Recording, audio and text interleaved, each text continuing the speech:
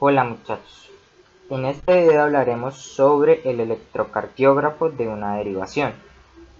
Bueno, este trabajo es un laboratorio de la materia Introducción a la Bioingeniería dirigida por el ingeniero Jorge Eduardo Quintero Muñoz. El grupo está conformado por Jonathan David Forero Ríos y el que le habla, John Álvarez Caballero. Somos estudiantes de esta asignatura de la carrera de Ingeniería Electrónica de la Universidad Industrial de Santander. Entrando a la materia, empezaremos con los objetivos de esta práctica, comenzando por los generales. Estos son: implementar y desarrollar un electrocardiógrafo analógico, experimentar con la instrumentación básica para la adquisición y registro de señales o derivación de electrocardiógrafo.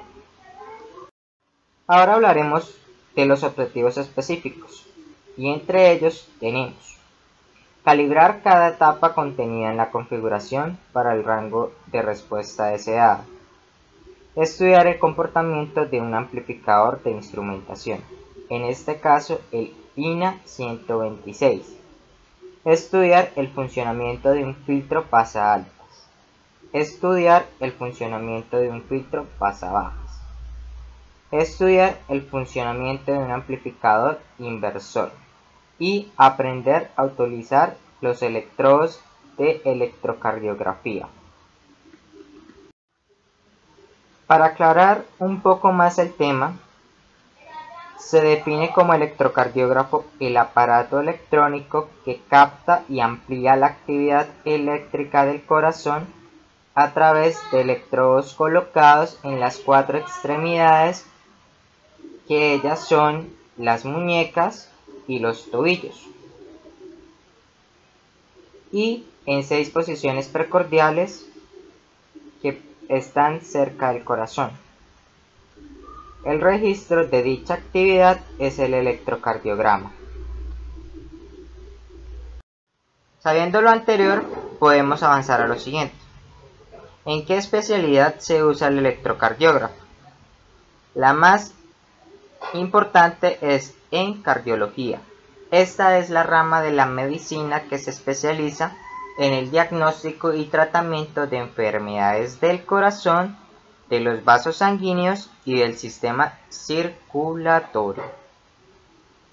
Ahora vamos a definir los elementos a utilizar. Para empezar, tenemos el amplificador de instrumentación. Luego necesitaremos 3 amplificadores operacionales de referencia UA741. Después de esto, se necesitará varias referencias entre capacitores y resistencias, algunas de ellas ajustables, y estas se llaman trimmers, y un amplificador operacional de mayor rango que después se especificará en qué bloque de la configuración del circuito se utilizará. Esta es la configuración del circuito definida por bloques. El primero es la etapa de preamplificación. La ganancia de esta etapa debe ser aproximadamente en el rango de 5 a 50 volts sobre volts. Seguimos con el filtro pasaaltas. Este debe presentar una frecuencia de corte de 0,5 Hz. Luego seguimos con el filtro pasabajas. Este debe presentar una frecuencia de corte cercana a los 40 Hz. Los dos filtros son de orden 2 y de categoría Bader-Worth. Adicional a la etapa de preamplificación, también se tiene una etapa amplificadora, puede ser inversora o no inversora, de ganancia ajustable, ya que depende de la primera etapa de preamplificación. Igual, la ganancia total de la configuración debe ser de 1000. Sabiendo que los filtros no proporcionan ganancia, o sea, es de ganancia 1 o ganancia unitaria, Entonces esta ganancia se reparte entre las dos etapas amplificadoras. Para esta práctica se decidió que se dividiera esa ganancia así: la primera etapa amplificadora de 50 y la segunda amplificadora de 20. Ahora se hablará de los elementos de cada bloque. El primero es la etapa preamplificadora. En ella se encuentra el integrado de amplificación de instrumentación de familia INA. En este caso se utilizó el de referencia INA 126, que tiene una fórmula de ganancia igual a 1 más 50.000 sobre RG. Entonces nuestra RG está alrededor de 1K. Esta resistencia se conecta entre los pines 1 y 8. Las entradas de este op-amp es el pin 2 y 3, siendo respectivamente el negativo y el positivo. Allí se conectan los cables de los electrodos que se colocan en las muñecas del paciente para esta derivación. El pin 5, que es de referencia para el INA, se puede colocar en la parte negativa o positiva de alimentación.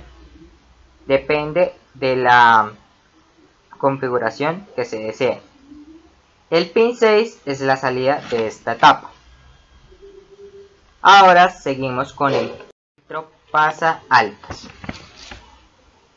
Como ya lo dije, este filtro presenta una frecuencia de corte de 0,5 Hz. Y pues comenzamos con las ecuaciones de diseño, las cuales nos van a regalar o a ofrecer los valores de capacitancias y resistencias que se necesiten. Comenzamos con el valor C3 del valor de la capacitancia 3, que puede ser libre, y de ahí se desplegará a hallar el C1, el C2, el R1 y el R3. De ese C3 dependen casi todas las otras ecuaciones. Continuamos con la configuración del filtro pasa bajas. Este filtro, como ya lo mencioné, es de frecuencia cercana a 40 Hz. Aquí el valor de la capacitancia C1 es el libre. De ahí se van a desprender para hallar los otros valores de R1, R2 y R3 y R4 y la capacitancia 2. Del valor C1 se pueden desprender a hallar los otros valores. Continuamos con la configuración del bloque amplificador. Como ya lo había mencionado, este tiene la ganancia de 20. Como es un amplificador inversor, la que nos importa son R1 y R2. Aquí es R2 sobre R1 la ganancia de este bloque amplificador. Continuamos mostrando la señal del electrocardiógrafo en el osciloscopio sin tener el circuito de protección de pierna aislada a la tierra virtual. Como se puede visualizar, se ve que tiene un poco de ruido, pero realmente es una señal con las ondas que son necesarias. Tiene las ondas de P, el complejo QRS y la onda T. La onda P es la despolarización de las células auriculares. El complejo QRS es la despolarización de células ventriculares, en su sentido es contracción ventricular. También contiene la repolarización de las células auriculares, en su defecto es la relajación auricular. Y en la onda T es la repolarización de células ventriculares, en su defecto la relajación ventricular. Vamos a mostrar ahora un video.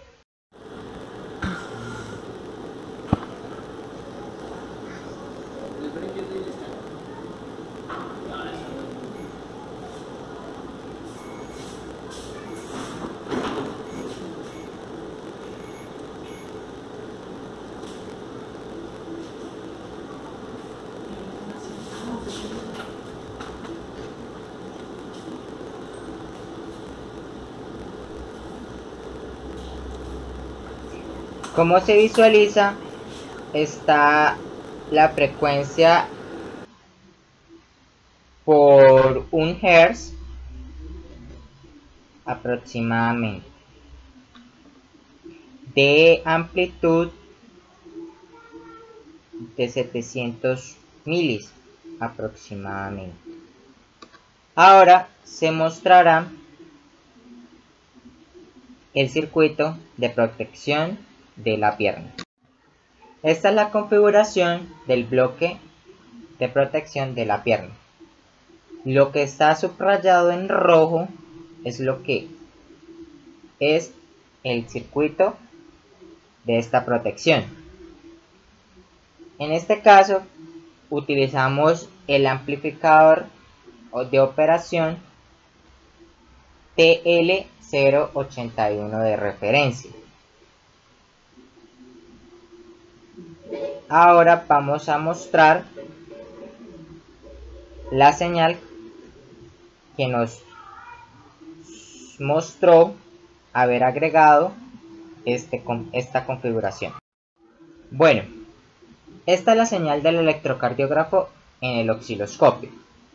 Como se visualiza, se nota que hubo una limpieza de ruido y que ya se ve más limpia la señal.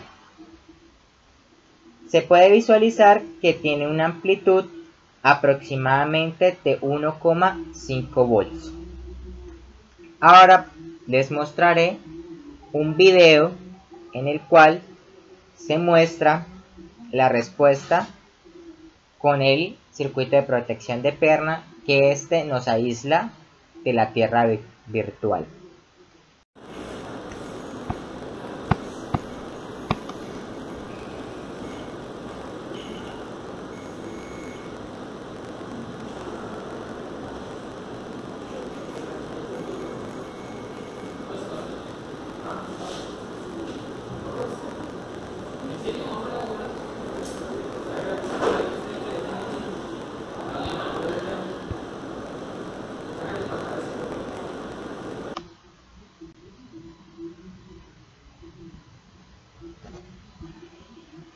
Como se visualiza en el video, la señal nos sale mucho más limpia y se muestra más la onda P, el complejo QRS y la onda T. Ya para finalizar, tenemos las conclusiones de este laboratorio de la práctica. La primera fue: se identificaron las etapas principales de un circuito de adquisición de señales electrocardiogramas. Asimismo, se comprendió la función de cada una en el circuito y la razón del orden de las mismas dentro del circuito. De igual manera, se experimentó y se comprendió el funcionamiento de los electrodos de electrocardiografía y los lugares más ideales para ponerlos. A partir de la toma de datos, se concluye que el error de medición se debe a factores intrínsecos del instrumento, como lo es la histeresis. También una gran parte del error es la adecuación del aparato, ya que no se asegura que se encuentra en el eje central. La siguiente es: con ayuda de literatura y software de simulación, se realizó el diseño e implementación de un circuito de instrumentación básica para adquisición de señales electrocardiógrafas, esto con el fin de conocer y estudiar el proceso de dicha adquisición y los parámetros de diseño que se deben tener en cuenta para lograr señales confiables, los cuales son ganancia total del circuito, la cual debe ser mayor a 1000, con el fin de amplificar lo suficiente las señales para poder ver la información importante. La SNR, o sea, la relación de señal a ruido, es importante para tener idea de qué tanto ruido tiene la señal y si éste afecta a los componentes importantes en la misma y las frecuencias de corte. Es de vital importancia para realizar un correcto filtrado y asegurar una relación señal a ruido alta, para lograr atenuar los componentes de frecuencia no deseadas y mantener los de las frecuencias a trabajar, los cuales para este caso de monitoreo de señal cardíaca van de 0,5 Hz a 40 Hz. Continuando con las conclusiones, la siguiente es: se realizó el diseño e implementación de un filtro pasabandas, el cual fue desarrollado poniendo en cascada un filtro pasaaltas y un pasabajas. Estos filtros se implementaron de segundo orden, de categoría Bader-Worth y de tipo MFB, debido a su caída y fase altamente lineales. Esto para asegurar una caída que atenuara lo suficiente cerca a las frecuencias de interés y mantener solo dichas frecuencias con las que es necesario trabajar. El diseño de los filtros se realizó tomando como base de valores de capacitores fijos y llegando el resto de valores necesarios por las ecuaciones que rigen cada filtro. Para finalizar, les doy las gracias por visitar este video.